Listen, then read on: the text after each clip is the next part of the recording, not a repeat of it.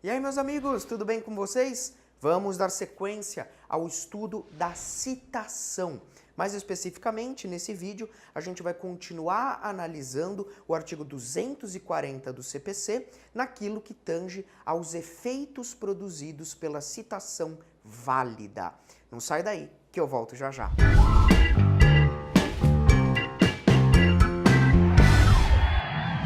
Muito bem, galera, então dando sequência ao vídeo passado, nós já trabalhamos dois efeitos da citação válida: induzir litispendência e tornar litigiosa a coisa, o direito, tá? Agora a gente vai partir para o terceiro efeito produzido pela citação válida. Então vem aqui comigo para a tela. Muito bem, então dando sequência ao nosso estudo dos efeitos da citação válida,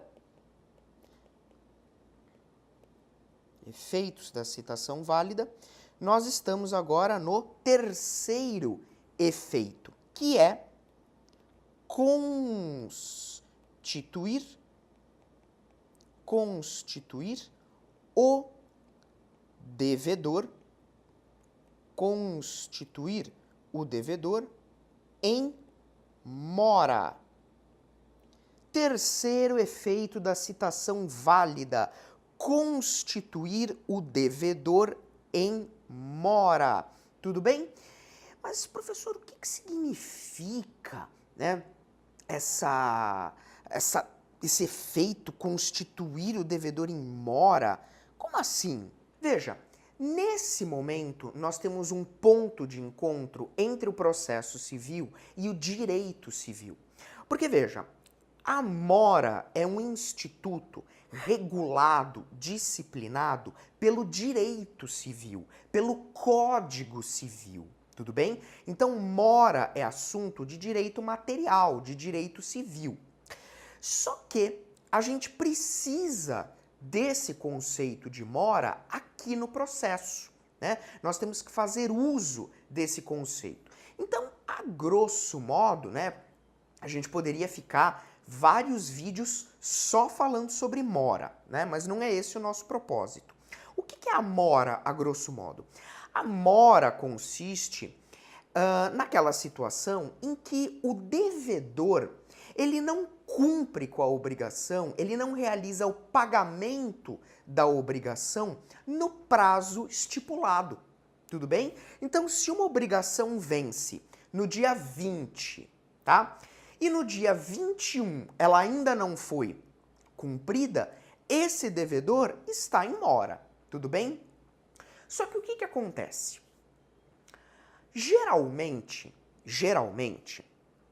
a mora, ela é prevista dentro de um contrato, Geralmente, a mora é prevista dentro de um contrato. Então, quando você faz um contrato com uma pessoa, seja para essa pessoa pintar a sua casa, construir um muro para você, ou então você empresta dinheiro para uma pessoa, você faz um contrato de empréstimo, Nessas situações, é muito comum que você coloque no contrato a data de vencimento da obrigação, Então, por exemplo, eu empresto para o José a quantia de R$10.000. E aí eu coloco, José, seguinte, você tem até o dia 30 de maio para me devolver esse dinheiro, tudo bem?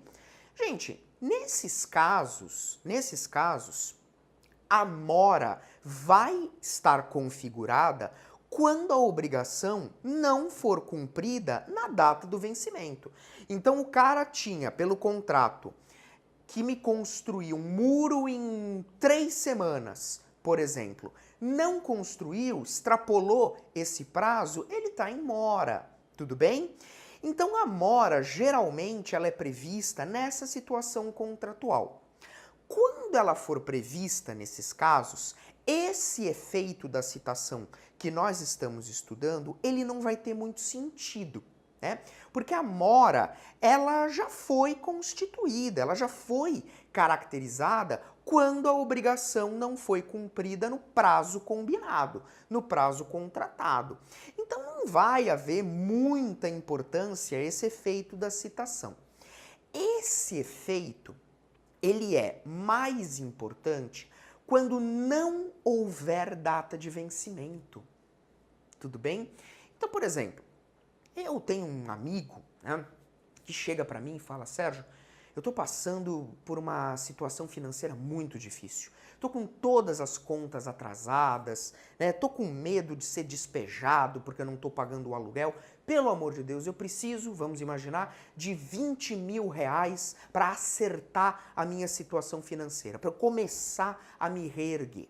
E aí eu pego e falo: não, tudo bem, camarada, ó, 20 mil reais, tá aqui. E aí eu não estipulo data de vencimento. A gente faz um contrato verbal, né? E aí eu não estipulo data de vencimento. Bom, como eu não estipulei data de vencimento, né? A gente não tem uma caracterização da mora num primeiro momento. Eu entro em contato com o sujeito e falo: ó, já se passaram aí 6 meses, né? Eu gostaria do dinheiro de volta, porque agora esse dinheiro está me fazendo falta. E aí o cara vai enrolando e não me paga. E aí eu falo: bom, não tem jeito, eu vou ter que entrar com uma ação contra o sujeito para reaver os meus 20 mil reais. Nesse caso, a mora estará configurada a partir da citação válida do sujeito. Tudo bem? Então, nesse caso, esse efeito da citação, ele é importante. Nos outros, não vai haver grande importância, porque se o vencimento está previsto num contrato, por exemplo, essa data foi desrespeitada, o sujeito já está em mora, né? Então, quando ele for citado, ele já vai estar em mora, então não vai fazer muita diferença. Esse efeito, ele é um efeito material produzido pela citação. Tudo bem? Agora, superado então esse efeito, eu quero te trazer uma outra informação sobre a citação válida. Tecnicamente falando, os efeitos produzidos pela citação válida, os principais pelo menos, são esses 3. Induzir litispendência, tornar a coisa litigiosa e agora, conforme nós já estudamos, constituir o devedor in mora. Pois bem, o artigo 240, né, agora no seu parágrafo 1º, ele diz que o despacho que ordenar a citação interrompe a prescrição. Então, o despacho que ordena a citação interrompe a prescrição. Só que o que acontece? Tecnicamente falando, isso não é um efeito da citação. A interrupção da prescrição, ela não é um efeito da citação, propriamente dito. Alguns doutrinadores batem nessa tecla e dizem assim, ó, na verdade, a interrupção da prescrição, ela é um efeito produzido pelo despacho que ordena a citação e não pela citação propriamente dita. Alguns sustentam aí essa tese, tudo bem? Mas é importante, de qualquer maneira, você conhecer esse efeito da interrupção. Então vamos comigo para a nossa tela para a gente sistematizar essa ideia. Então, meus amigos, eu vou fazer aqui vou mudar de cor para colocar um quarto efeito da citação, sabendo agora que, na verdade, nós vamos falar sobre o despacho que ordena a citação.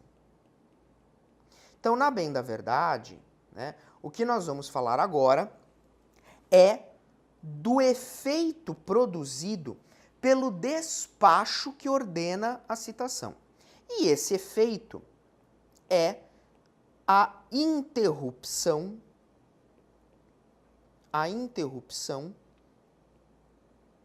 da prescrição.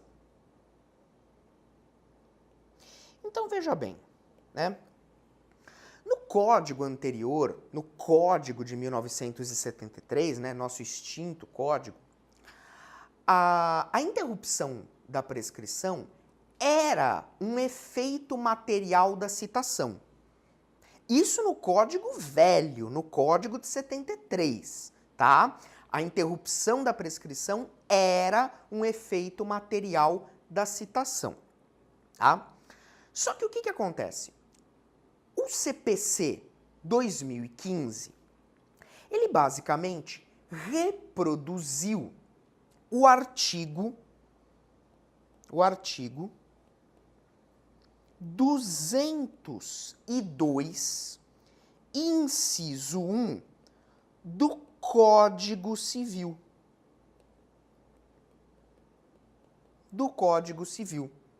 Tudo bem? E essa interrupção da prescrição, ela vai ocorrer no momento do despacho que determina a citação. Portanto, veja, esse efeito, ele é anterior à citação. Percebeu? Ele é anterior à citação, porque ele acontece, ele se configura no momento em que o juiz dá o despacho mandando citar o réu. Então, quando o réu for efetivamente citado, a prescrição já foi interrompida. Aqui, eu quero fazer com você uma ponderação no sentido de que, se o juiz proferir qualquer outro tipo de despacho que não aquele ordenando a citação, esse despacho ele não vai produzir esse efeito. Tudo bem? Então, por exemplo, o juiz dá um despacho mandando o autor emendar a petição inicial. Esse despacho interrompe a prescrição? Resposta: não. Não. Tudo bem? Então, professor, e se o processo ele foi extinto, né, sem a citação do réu, por exemplo, no caso de indeferimento da petição inicial, que a gente já estudou? Bom, nesse caso, a prescrição, ela nunca foi interrompida. Agora, o que eu quero que você efetivamente guarde é que, regra geral, a interrupção da prescrição retroagirá. Então, ó, vou puxar aqui uma nova tela. A interrupção da prescrição retroage em regra, tá? Ela retroage à data da propositura da ação. Então, em regra, a interrupção retroage à data da propositura da ação. Mais especificamente, meus amigos, no protocolo da petição inicial.